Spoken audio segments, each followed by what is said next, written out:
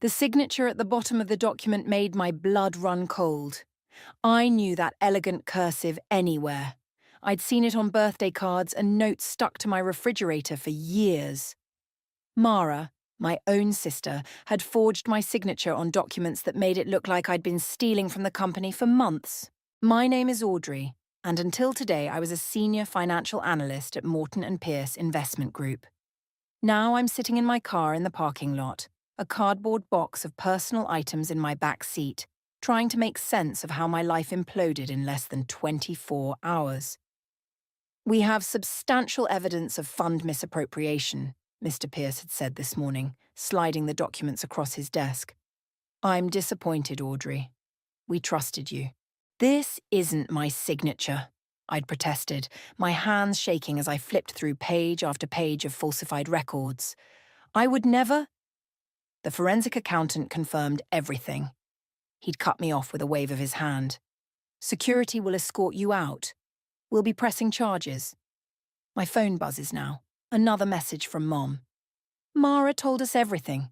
How could you do this to the family name, to your sister's reputation at the firm?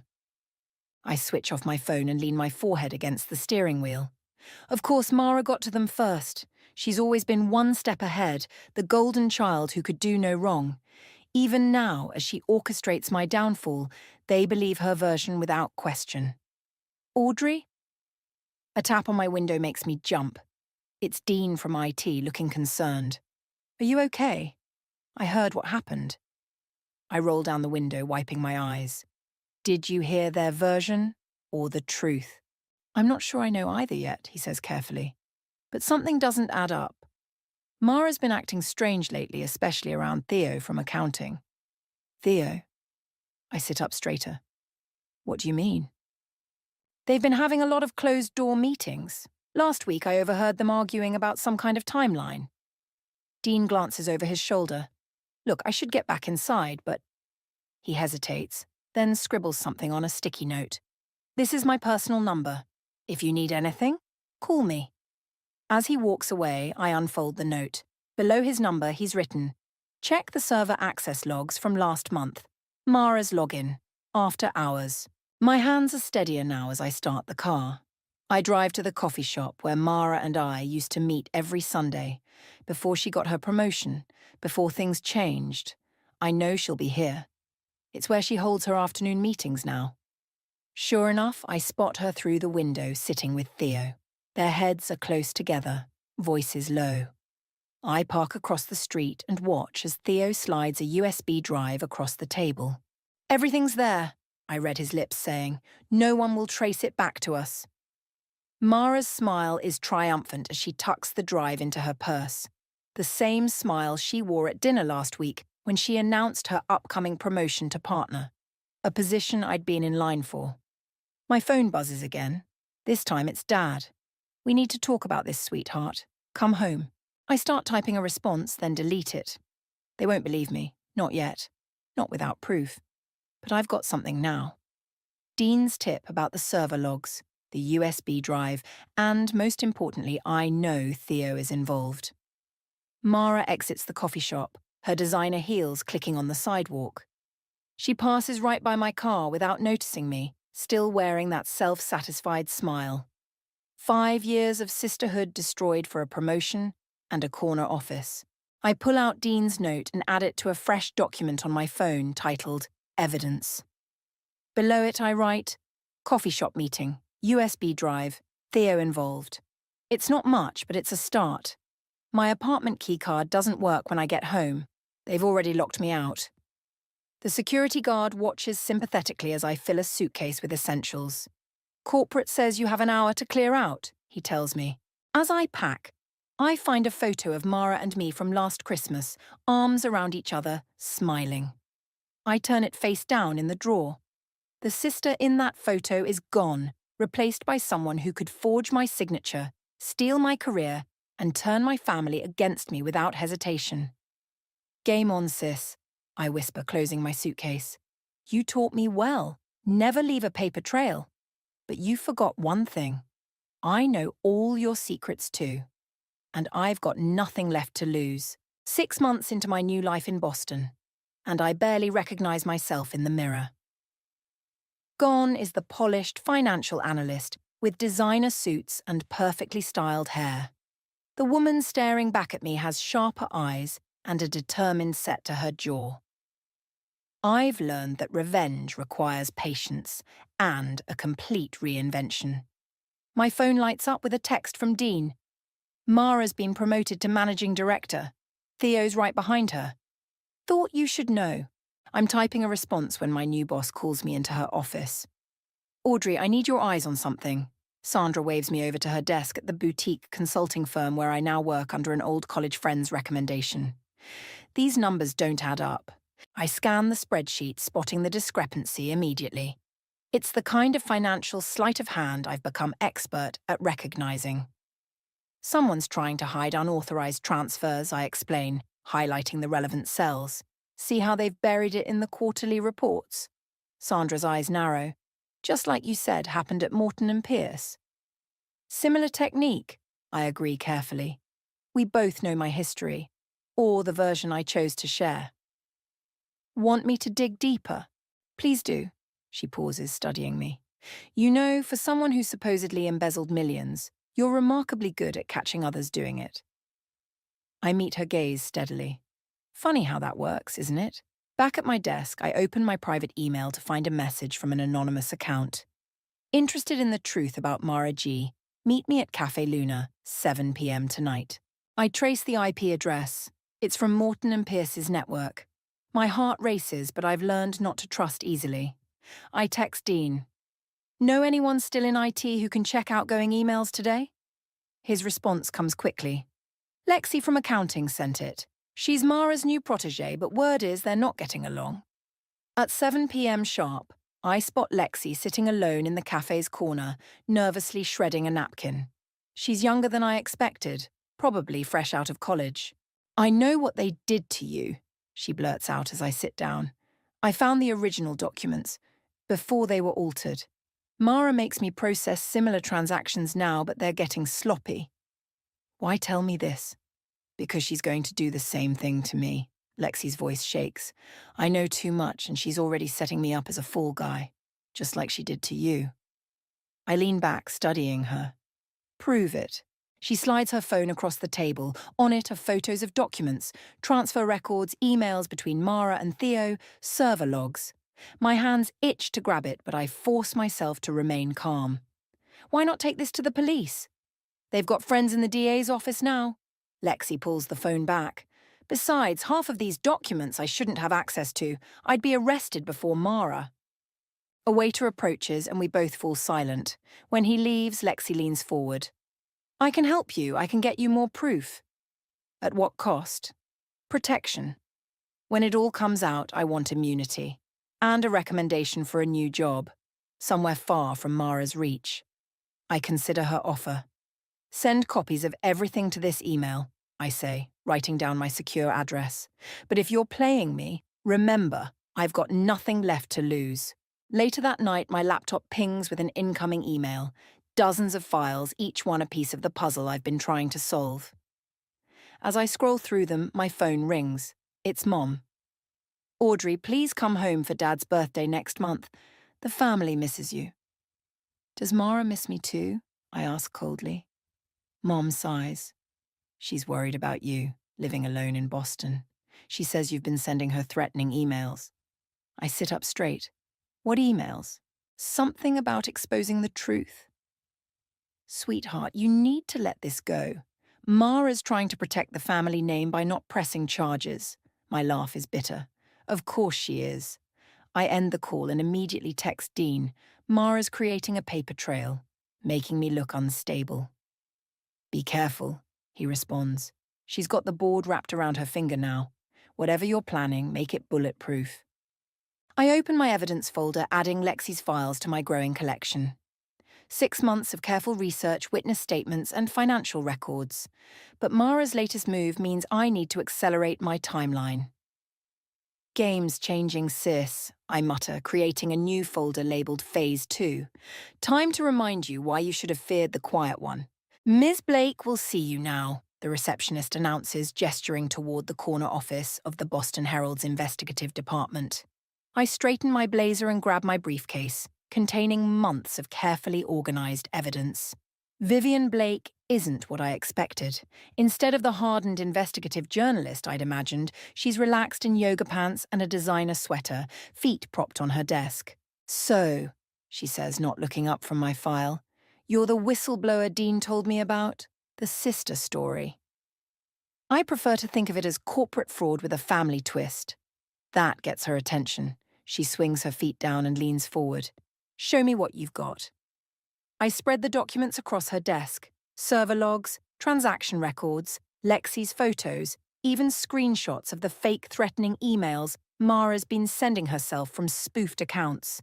"Impressive," Vivian murmurs, examining a particularly damning email chain between Mara and Theo. "But why come to me? Why not the SEC? Because Mara's too smart for that. She's got friends in regulatory bodies now. I need someone who can't be bought." "And you think that's me?" "I think you've built a career exposing corporate corruption. And I think you understand what it's like to be underestimated." Vivian's lips twitch. "Dean said you were good." She taps the files. "This is solid groundwork, but we need more. Direct testimony, insider confirmation." "I've got Lexi ready to talk." "The protégé?" Vivian shakes her head. "Not enough. We need someone higher up, someone with real authority." My phone buzzes, a text from Dean. Theo's asking questions about old server access, getting nervous. "What about Theo?" I suggest. "He's Mara's right hand, but he's also the weak link. If we apply pressure..." "Now you're thinking like a journalist." Vivian grabs her phone. "I know someone in the SEC who owes me a favour. Let's see how Theo handles a surprise audit." As we strategize, my phone rings. It's Sandra from work. "Audrey, remember those suspicious transfers you flagged? They lead back to Morton and Pierce. The board wants to meet with you tomorrow." After leaving Vivian's office, I find Dean waiting in the lobby. He's grown his beard out since I left Morton and Pierce, but his kind eyes haven't changed. "Thought you might need coffee after that," he says, holding out a cup. "How'd it go?" "Vivian's on board, but we need more ammunition." I take a sip, savouring the familiar comfort of our coffee ritual. "How well do you know Theo?"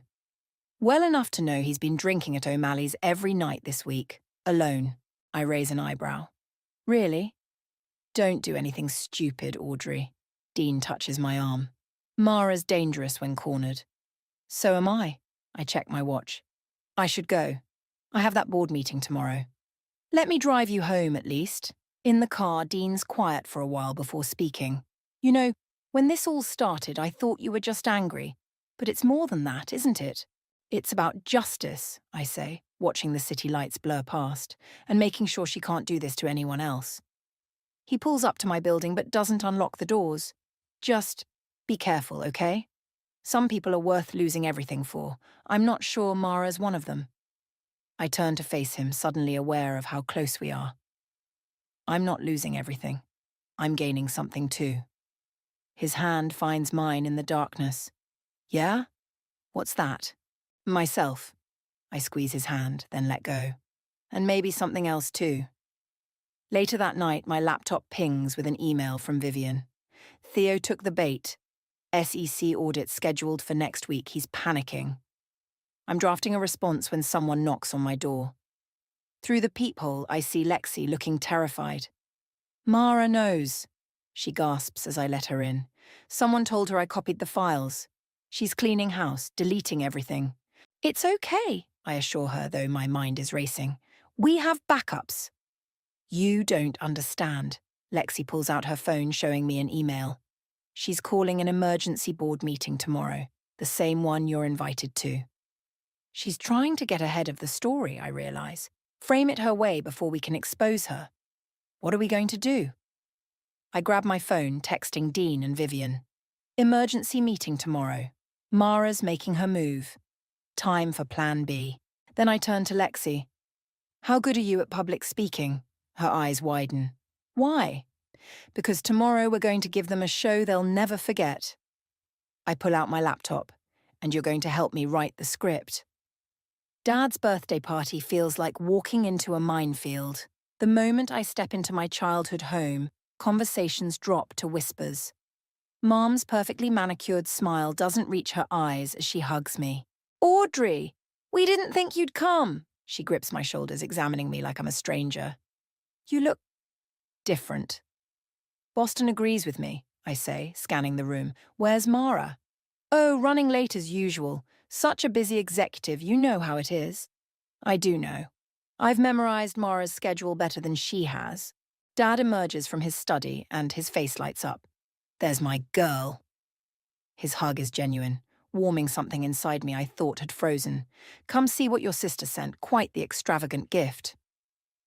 On his desk sits a gleaming Rolex, the exact model I'd mentioned buying him last year, before everything fell apart.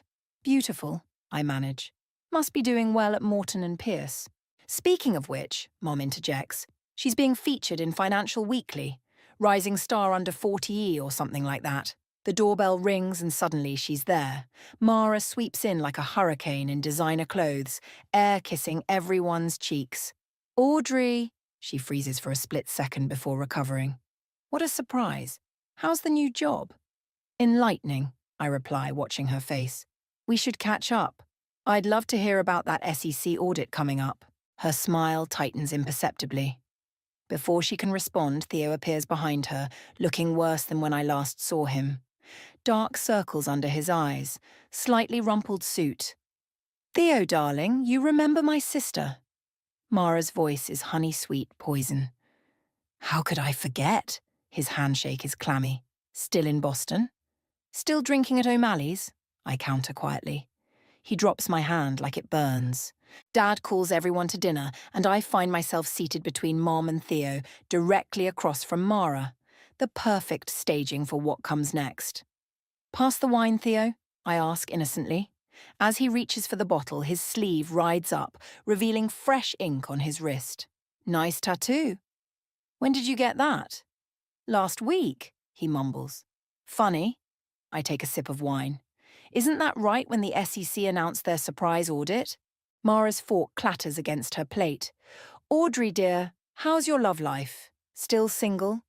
Actually, I've been seeing someone. He works in IT security. Fascinating field, all about digital footprints and server logs. Mom jumps in, desperate to change the subject. Did everyone see the lovely article about Mara? Not yet, I smile. But I heard Vivian Blake is working on quite an interesting piece about Morton and Pierce. Theo chokes on his wine. Mara's face goes pale. Who's Vivian Blake? Dad asks. Oh, just the most respected investigative journalist in Boston, I explain. She has a nose for corporate fraud. Speaking of which, Theo, how's Lexi doing? She quit, Mara cuts in sharply. Personal reasons. Really? I had coffee with her yesterday. She seemed fine to me. The tension at the table is thick enough to cut. Mum's hands shake as she serves dessert. Audrey, Mara's voice is steel wrapped in silk. Can we talk privately? In Dad's study, she drops the act. Whatever you think you're doing, stop. Now. Or what? You'll forge more documents. Send yourself more threatening emails. I'm trying to protect this family's reputation. Everything I did for us. No, I step closer. You did it for yourself. And now you're scared because Theo's cracking, Lexi's talking, and your perfect house of cards is about to collapse. You have no proof. I pull out my phone, playing a recording. Theo's voice slurred but clear, confessing everything at O'Malley's last night. That's just the beginning, I whisper. I learned from the best, sis. Never leave a paper trail unless it's someone else's. A knock at the door makes us both jump. It's Dad. Everything okay in here? His eyes move between us, concerned. Perfect, Mara says brightly. Just catching up. As we return to the party, my phone buzzes with a text from Dean. Vivian's story runs tomorrow. Theo just called her office wanting to talk. I watch Mara charm the room, laughing at Dad's jokes, refilling Mom's wine. She thinks she's won, that she's still in control, but I see the cracks in her facade, the way her hands tremble slightly as she raises her glass. Happy birthday, Dad, I say, hugging him goodbye. Sorry, but I have an early meeting tomorrow. With who? Mara asks sharply. I pause at the door, savouring the moment. The Boston Herald, they're doing a fascinating story on family dynamics in corporate America. You should read it. The look on her face as I leave is worth every second of waiting. Vivian's office is chaos when I arrive the next morning. Phones ringing off the hook, reporters huddled around monitors, and in the centre of it all, Theo sitting with his head in his hands. Your sister's been calling every 10 minutes, Vivian says, waving me over. The story's gone viral. Morton and Pierce's stock dropped 12% in the first hour of trading. I want immunity, Theo blurts out as I approach. I'll tell you everything, but I want a deal. That's not my decision, I reply, sitting across from him. But Vivian has friends at the SEC who might be interested in what you have to say. His confession spills out like a burst dam. The original scheme, how Mara convinced him to help frame me, the years of cooking books and falsifying records. Vivian's recorder catches every word. She said it was just once, he says, voice cracking. Just to get rid of you because you were asking too many questions. But then it became a pattern. My phone buzzes, Dean's calling. You need to see this, he says when I answer. Mara's doing damage control. Turn on CNBC. Vivian flips on the office TV. There's my sister perfectly composed in a power suit, addressing reporters outside Morton and Pierce. These allegations are completely unfounded, she's saying. My sister has a history of mental health issues and a vendetta against this company. We have documentation proving... You mean these documents? Lexi's voice cuts through the crowd. The camera swings to show her holding up a thick folder. The ones you made me forge last week? The press erupts. Mara's perfect mask slips for just a second before she recovers, but it's too late. The cameras caught it all. Send everything to the SEC, I tell Theo. Every email, every document, every conversation you remember. It's your only chance. He nods numbly, then looks up at me. I'm sorry, Audrey. I really am. Save it for the prosecutors. Back at my apartment, Dean's waiting with coffee and takeout. You okay? He asks as I collapse onto the couch. I should be celebrating, I say, staring at the ceiling. Why doesn't it feel like a victory? He sits beside me, close enough that our shoulders touch. Because it's not over yet, and because it's family. My phone lights up with a text from Mom. Please tell me this isn't true. What have you done? Before I can respond, another message appears, from Dad. I found the original documents in Mara's old room. We need to talk. I should go see him, I say, but Dean catches my hand. Not tonight. Tonight you rest. Tomorrow's going to be intense. He's right. By morning, the story has exploded. Vivian's article is everywhere, complete with Theo's confession and Lexi's documents. Morton and Pierce announces an emergency board meeting. The SEC launches a formal investigation. We've got her, Vivian says when I reach her office, but she's not going down without a fight. She's right.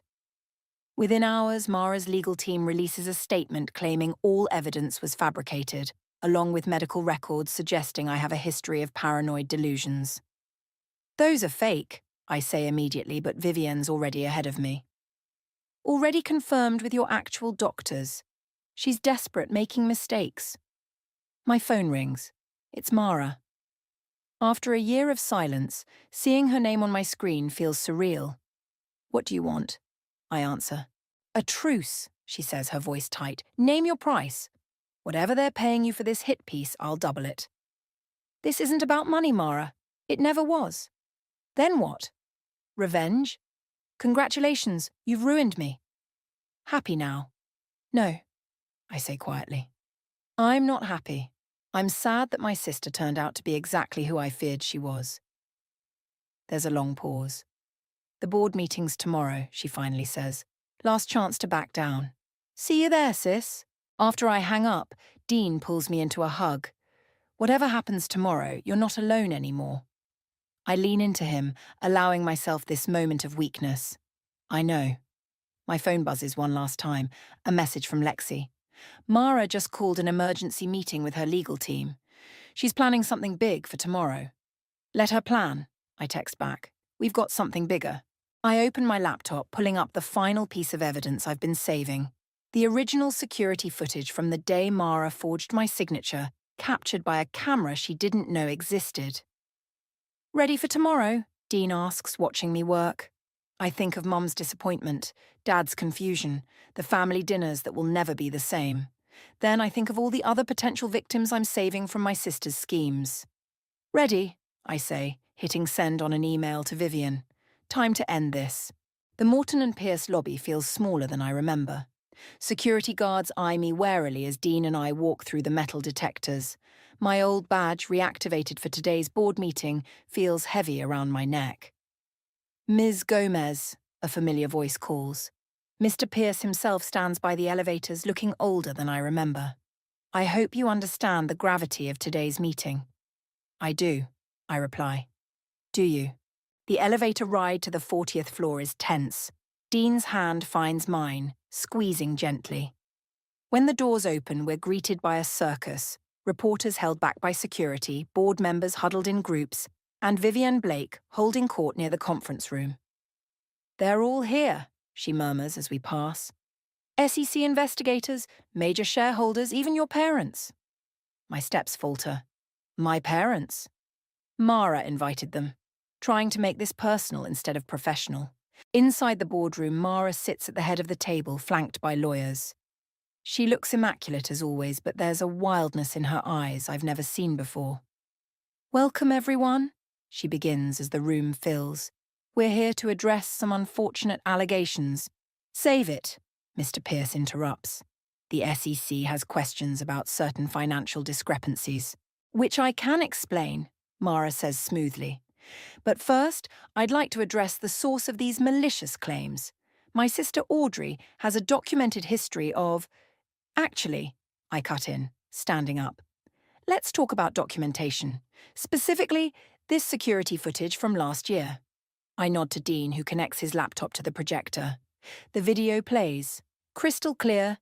Mara at my desk after hours, practicing my signature before forging it on company documents.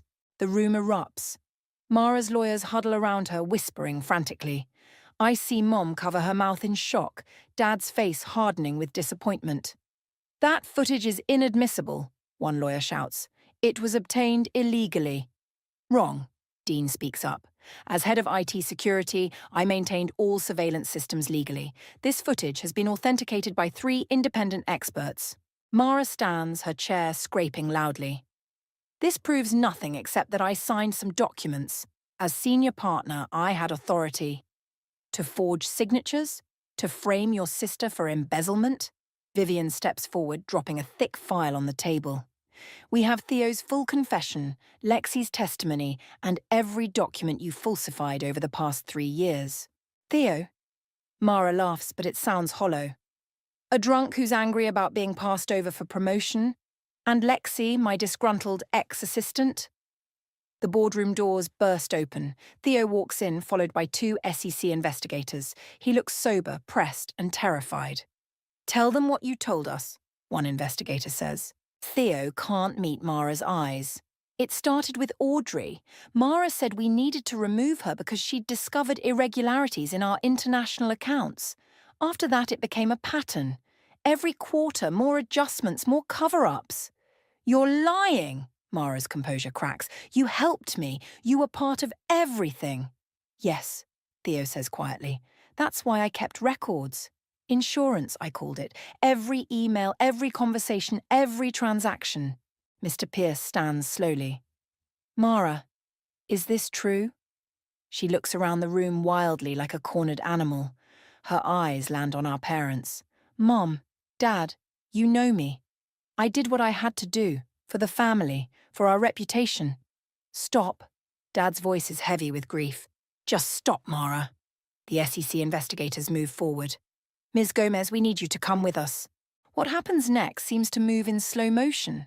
Mara lunges for her laptop, probably trying to delete evidence, but Lexi's faster. She grabs it first, backing away as Mara reaches for her. "It's over," I say softly. "Let it go." For a moment our eyes meet. I see the sister I used to know, the one who taught me to ride a bike and helped me with math homework. Then she straightens, smooths her jacket, and turns to the investigators. I want my lawyer present for any questions. As they lead her out, Mum starts crying. Dad puts his arm around her, then looks at me. We should have listened to you. I'm so sorry, sweetheart. The boardroom slowly empties. Dean takes my hand again, and this time I don't let go. You okay? He asks. No, I answer honestly. But I will be. My phone buzzes, a text from Vivian. Stories going live in an hour. Want to comment? I look around the room where everything ended and began. Not today, I text back. Today's for family. Let's get out of here, Dean suggests. Get some coffee? I smile, feeling lighter than I have in years. Coffee sounds perfect. The courthouse steps are swarming with reporters as I make my way inside. 3 months after the board meeting, it's finally time for Mara's arraignment. The headlines scream corporate scandal of the decade and sister versus sister, the Morton and Pierce conspiracy. Ready for this? Dean asks, adjusting his tie. He's taken the day off to be here, just like he's been there every step of the way. Before I can answer, Vivian appears, notepad in hand. They're offering her a deal. 5 years if she pleads guilty and returns the money. She won't take it, I say. She'll fight. Inside, the courtroom is packed. I spot Theo sitting with his lawyer looking haunted. Lexi's there too, surrounded by SEC investigators.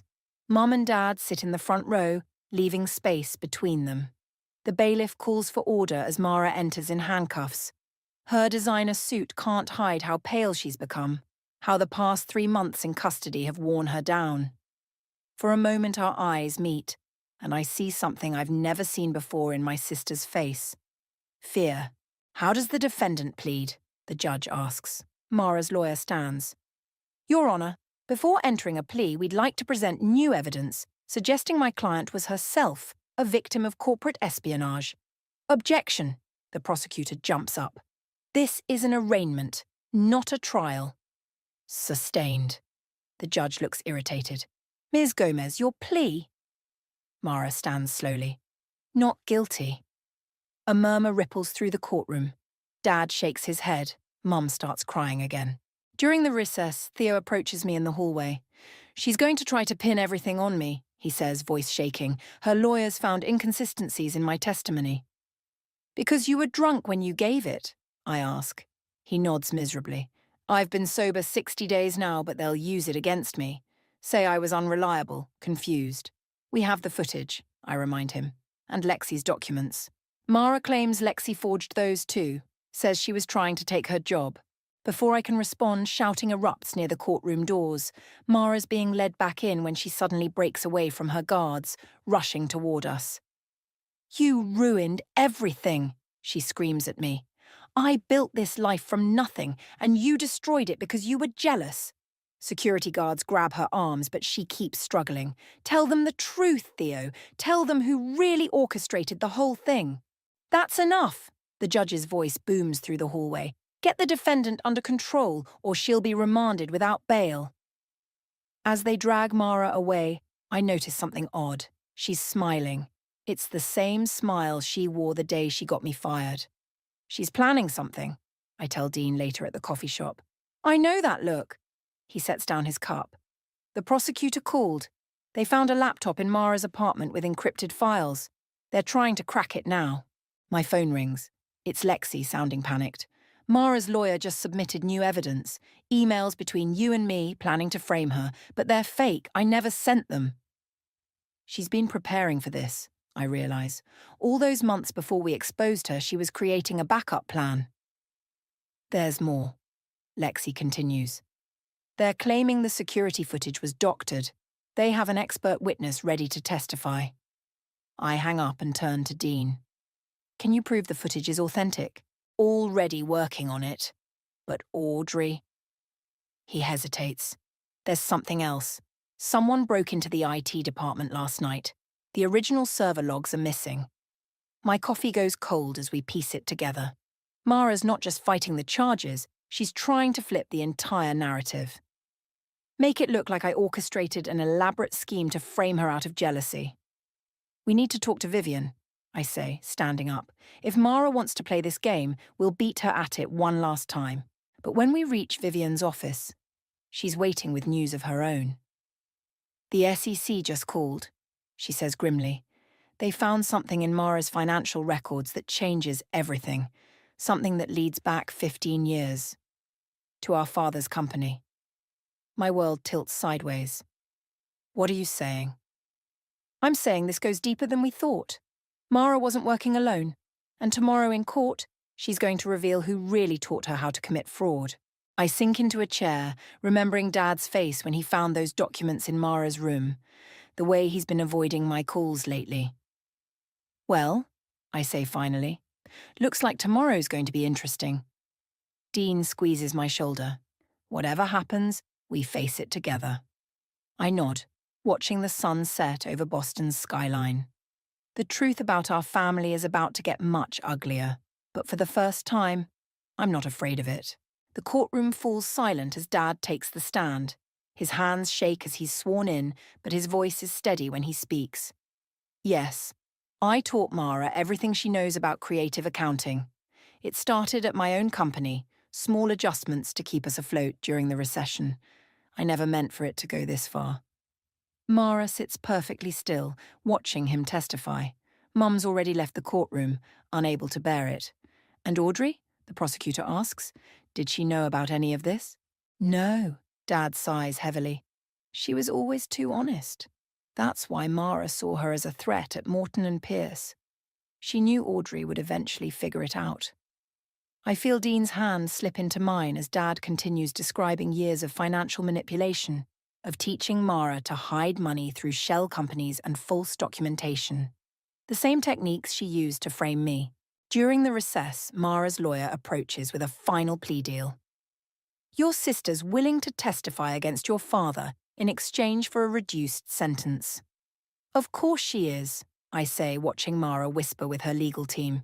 She's still trying to win. Back in session, Mara takes the stand. She's ditched her power suits for a simple blouse, playing the role of Daddy's corrupted little girl.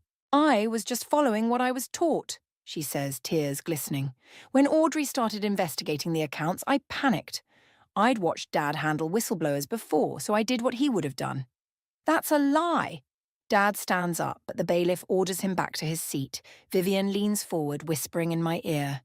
She's throwing him under the bus to save herself. Classic Mara. But something's different this time. As Mara weaves her story of being manipulated by our father, I see the mask slipping. Her hands keep fidgeting with her watch, her tell when she's lying. During cross-examination, the prosecutor pulls out a surprise. We've recovered data from your encrypted laptop, Ms. Gomez. Would you like to explain these emails from 8 years ago before you even worked at Morton and Pierce? Mara's face goes white as the emails appear on the courtroom screen. Messages to offshore accounts, plans for embezzlement schemes, all predating her time with Dad's company. You weren't following anyone's playbook, the prosecutor continues. You were teaching your father your methods, weren't you? The courtroom erupts. Mara's lawyer demands a recess, but it's too late. The truth is finally out, written in Mara's own words. Dad stares at her, realization dawning. You said you learned it all from me. Because you wanted to believe it, Mara snaps, her facade cracking completely. Poor, weak Dad, so eager to think he was the master manipulator. You were just another mark. The judge calls for order as Mara's taken back into custody. Her lawyer immediately starts talking plea deals, but the prosecutor looks to me first. It's your call, Ms. Gomez. You're the primary victim here. I look at Mara. Really look at her. Behind the designer clothes and practiced smile, I see something broken that was probably always there. Offer her the original deal, I say. 5 years. But she has to make full restitution to everyone she hurt. Later, outside the courthouse, Dad catches up to me. I'm so sorry, sweetheart, I should have seen it sooner. We all should have, I reply. But we saw what we wanted to see.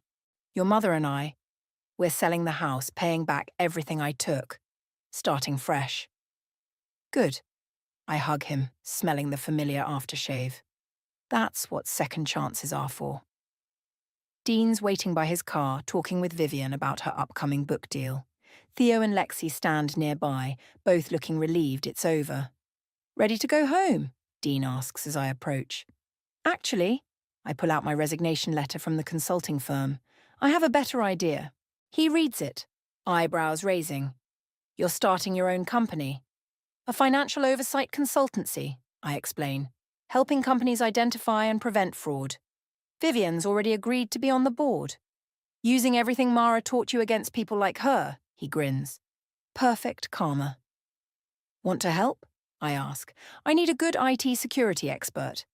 His answer is a kiss that makes Vivian wolf whistle and Theo awkwardly look away. That evening, I visit Mara one last time before she's transferred to federal prison. She sits across from me in her orange jumpsuit, still somehow looking like she's wearing Prada. I don't expect you to forgive me, she says. I don't forgive you, I reply. But I understand you now, and that's worth something. She nods slowly. You won, little sister. Fair and square. No, Mara. I just stopped letting you win. Walking out of the prison, I delete her number from my phone. Some family ties need to be cut to heal properly. But as Dean drives us home through the Boston night, I feel lighter. The truth cost us our old family, but it gave me something better. A life built on honesty, surrounded by people who earned their place in my story.